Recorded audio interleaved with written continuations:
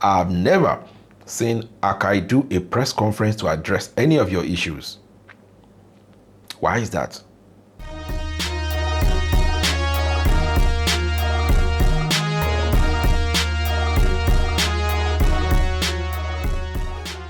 Hello guys, welcome to the studio. Today we're going to be taking a look at this back and forth that has been happening in the Akai industry right now. Within the community, we're talking about the fact that ESK was, mostly talking about the sound, and then some other, content providers are saying, well, take it or leave it and things like that. And some people are also saying, yes, you're right. And, back and forth, it's been a lot. What you need to understand is the fact that as far as Akai is concerned, it is business first with Akai, just like every other company. So I'm not just saying maybe it's Akai alone. Just like every other company, it's business first. If anything that can bring them money, that is what they go for first, and try to push more money into so that they can get money out of it. If you take iPhone for instance, iPhone happens to be the first smartphone that actually took away the keyboard from your smartphone, giving you only the screen.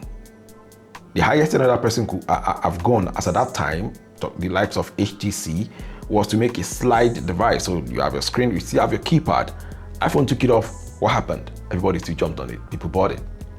And yeah, when they saw that people still bought it, they went ahead a couple of years down the line, took away the jack for our earphones. And then people still bought it.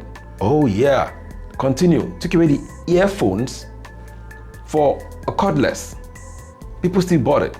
So as far as people are, diving into it, as far as people continue to pay for it, as far as people continue to, procure and secure those devices, they will feel no need for them to change anything they're doing. And they can throw at you anything they want to throw at you, and they will get away with it.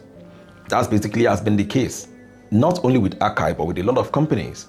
So, are we going to blame Akai for not giving you the sound that you once had, which was, as far as you are concerned, on point? You guys are still buying the devices that are coming out. If you really want to protest, don't buy it. It is that simple. If you really want to protest, say, you know what, we're not picking your products until you give us something that is worth paying for, until you give us a good sound. But as far as I'm concerned, a good example, if you go check out Amazon and on all these other platforms, even the new MPC X that came out, a lot of people are already jumping on it. People are already buying it. As far as they are concerned, whatever you're saying is none of their business. Their model is working for them. But anyways, for how long do you think that model is going to work for them? Given the fact that Native Instruments is also working on something. We won't talk about that yet. And Ableton just launched Push 3, which is also a standalone device. If you don't know, now you know. So Ableton now has a standalone device. Akai seems to have no competition or someone that can actually stand up to them and say, you know what, you guys, if you don't step up your game, we're going to move to another device. Do you get? So everybody is still stuck on it and people are still picking it up. The next version that will come out, the sound might even be worse than this. As long as you guys go in there to buy, they will think they are still on the right path. But the moment someone says, oh no, or everybody just picks it up and probably returns it, or something like that, and they realize that, oh, they have a stack of those equipment in their store that nobody is buying, they will think twice and then probably give you what you want. But as far as and as long as we continue to push for their devices, the moment it comes out, people rush it and order it and dump the previous one or the current one they're using, they will continue to do anything they want and anything they like, and there's nothing you can do about it. So now, I believe there's another device out, yes, I think about some couple of days ago, MPC 1 Plus, which does not have much feature difference from the normal and the regular MPC 1, yes. I think they just changed them. They enhanced some connectivity, put wireless Bluetooth, and increased the internal storage from 4 gig to 16 gig, yeah. And they said they added new mixers and new effects and things like that. To me, would you say those are enough features for you to basically just get another of what you already have before? So if you have a 1, would those features or those new features make you drop your current MPC 1 and go pick MPC 1 Plus? Think about it.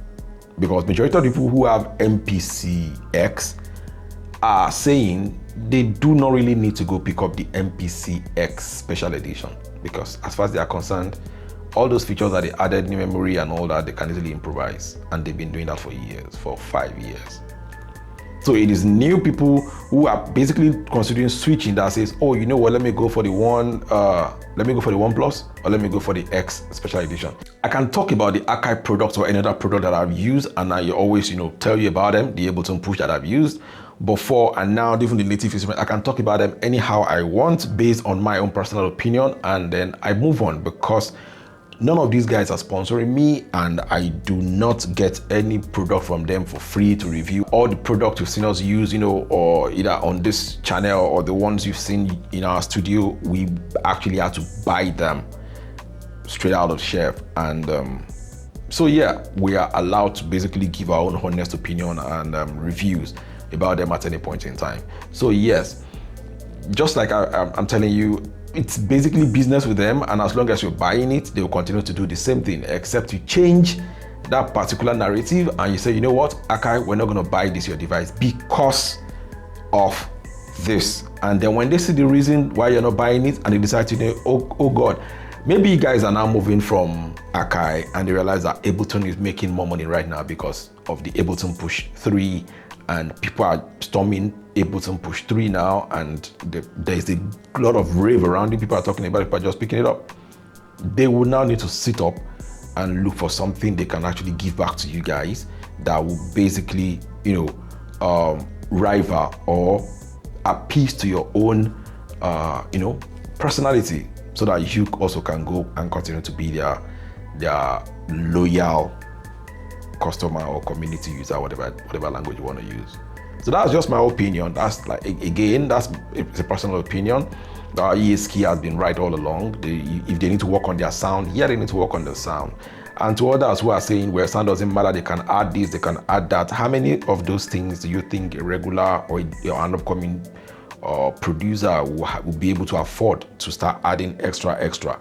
These things, the reason why they are called standalone to start with is because you are expected to be able to do your work from start to finish. Even that's what they preach. Do your work from start to finish.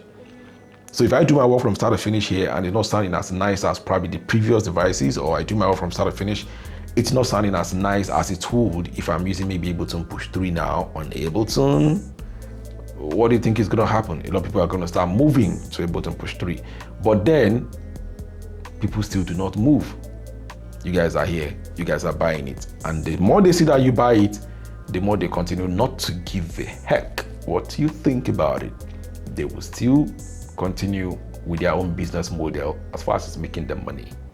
So if you want them to actually change it, it's going to be something, it's going to be like a unanimous decision between the community or within the community, the Akai MPC community, to either trash their product or basically, do a switch. One thing bothers me though, you guys are in United States, maybe some that are in Canada or some that are in UK, right? I'm actually transmitting from Africa. I believe you know that. I'm transmitting from Africa. We don't have, I don't even think we have any Akai, service center here. We don't, because when I had issue with my battery, they couldn't help me with that. I had to source locally for that. What I'm trying to say is, have you guys ever tried to have a sitting with them, or probably go to their office and have a discussion with them instead of taking all these things online where they choose to ignore? I've never seen Akai do a press conference to address any of your issues. Why is that? Today, if Coca-Cola, if people are complaining about Coca-Cola and their taste and something like that, they're going to release a press conference and say, oh yeah, probably give you the reason why that might be, or dispute that claim. But Akai do not do that. You buy a lot of their products, they make a lot of money off of you guys, and there has not been a movement to have Akai talk, especially on why Rojalin had to go. Probably Rojalin might want to talk about it because he signed an NDA, something like that. But then I believe there are some things you should be able to give you guys insight about, but then he's not talking about it. I think maybe he's fine with what he's got. He's not talking about it. So Akai doesn't come up and say, oh yeah, okay, based on what you guys are saying, let's hold a press conference and address those issues and basically see what happened. Maybe like online or in person, come to our exhibition and then we'll show you.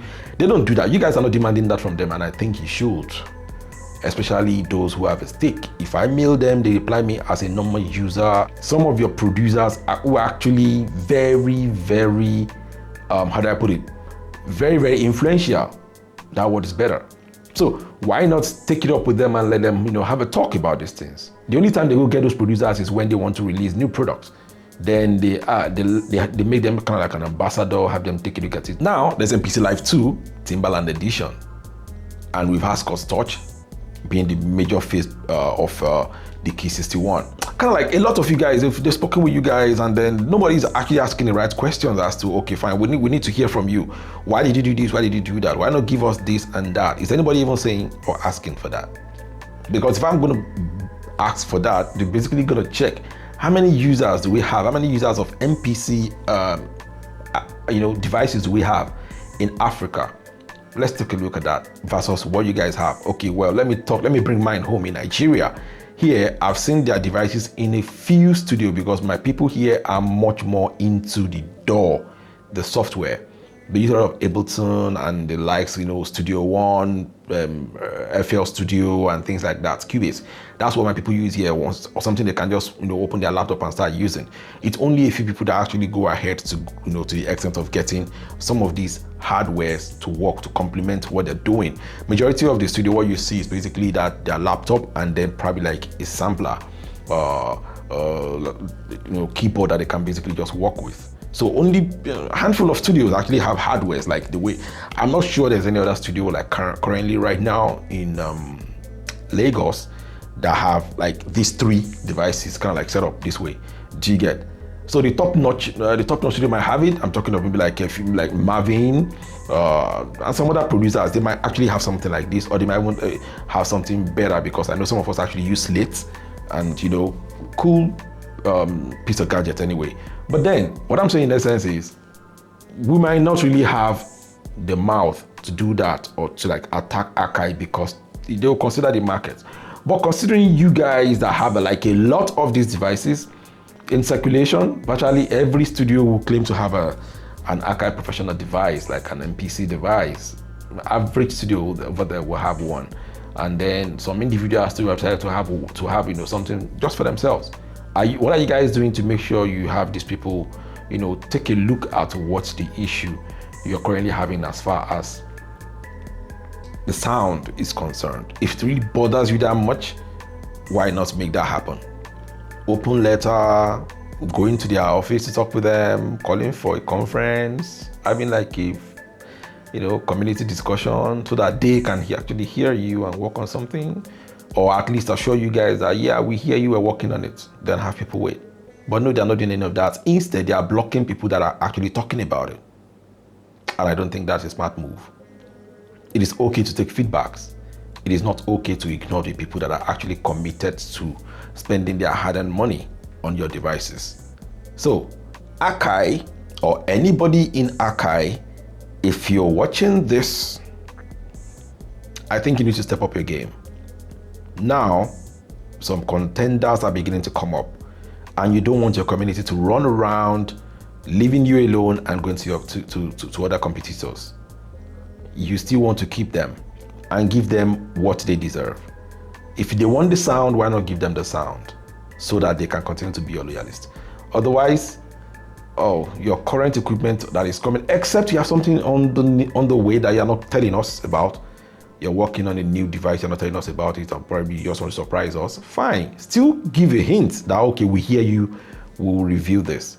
But when you ignore your people when they're making the demand or a request, that will actually make their work better, or they're basically telling you, giving you feedback, basically, that's all they've been doing. But then you go ahead and block them, you ignore them. It doesn't make for good sense, do you get? So, anyways, that's my rant. Sorry about it, it's a long video. That's my rant on the whole thing, and I hope the community would basically get something done about this. See you in the next one. Don't forget to drop your thought in the comment section below.